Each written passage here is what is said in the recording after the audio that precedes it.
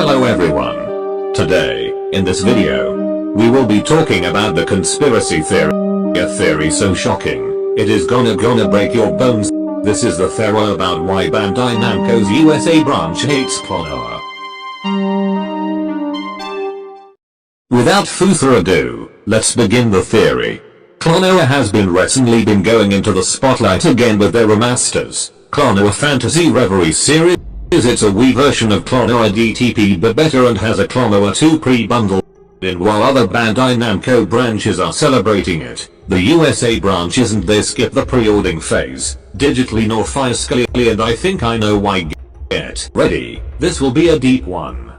You can see in this tweet that the ones that I circled yellow are popular IPs, while the ones colored in red is Klonoa, the least known IP. It isn't fair as you're basically comparing a small thing with a big thing. You can see the unfairness in the poll. If there were other IPs that were less popular than the JoJo and One Piece, it would be fairer, like Pac-Man. The next thing is what commercials they decided to make for Klonoa. Back in 2009, Klonoa for the Wii was about to be released in Japan and USA. They chose to advertise for Klonoa for TV, which was strange as when first Klonoa game back in 1997. Namco USA didn't even do any advertising on TV. What they only did is poster advertising, which was embarrassing to say the least.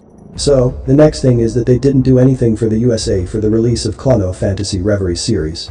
There was no pre-ordering phase, there was nothing other than Twitter advertising, which is just the same thing like the other branches. There was nothing, no commercials. Now, you might say that I'm being harsh to Bandai Namco and they just probably have issues with Japan and stuff.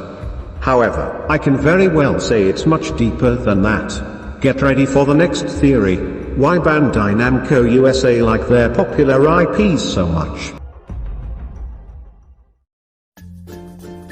This video sponsored by Raid Shadow Legends.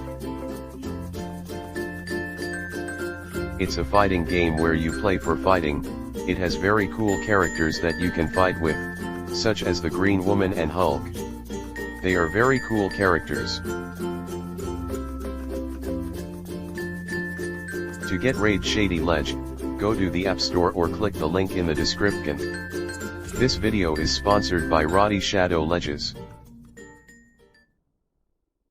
You've already seen how Klonoa gets treated by Bandai Namco USA. Let's see why they prioritize One Piece and JoJo Bizarre. From what we know, they are profitable IPs and a company would like to hold on to it hard. For example, Bandai Namco USA. While others are lax with it, Bandai Namco USA say otherwise. They would like to profit off it.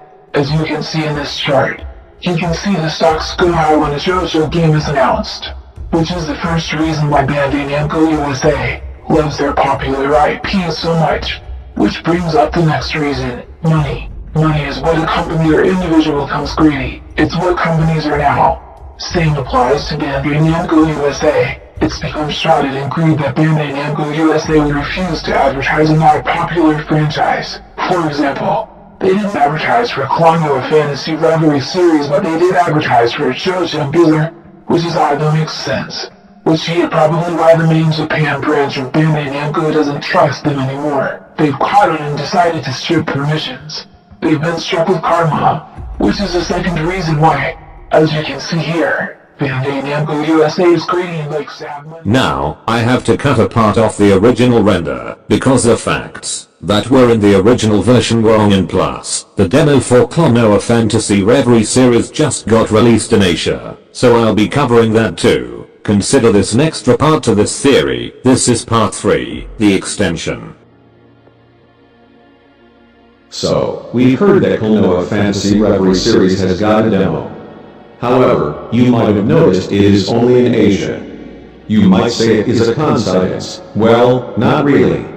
It is only in Asia because Bandai Namco Japan and Asia can use the region-free privilege to bypass Bandai Namco USA.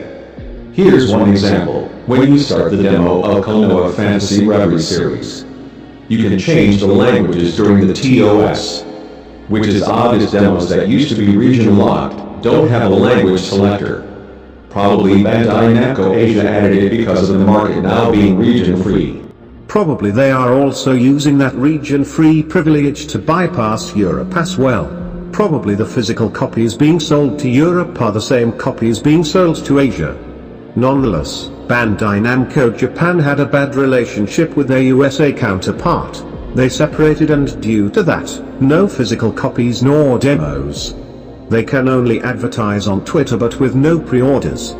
Bandai Namco Japan could be having the same issues with their Europe counterpart, but it hasn't been confirmed yet. We don't know what goes on in the background. We don't know what goes in the companies.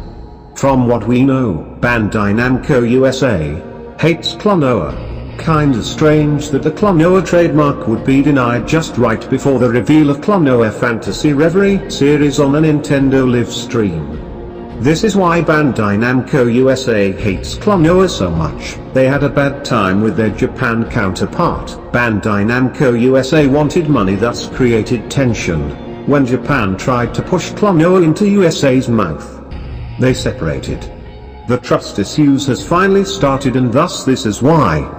Thank you so much for watching my theory of why Klonoa is hated on Bandai Namco USA.